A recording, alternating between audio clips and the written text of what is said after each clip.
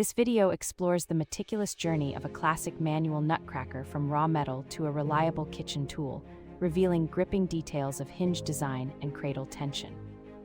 It then walks through a common jam issue, showing how to realign the pivot, clean the jaws, and reattach a snap spring using basic pliers and a screwdriver. Viewers learn best practices to prevent future grinding by lubricating pivots, avoiding over-tightening, and storing away from moisture. The repair steps stay concise yet precise, empowering DIY enthusiasts to restore performance with confidence.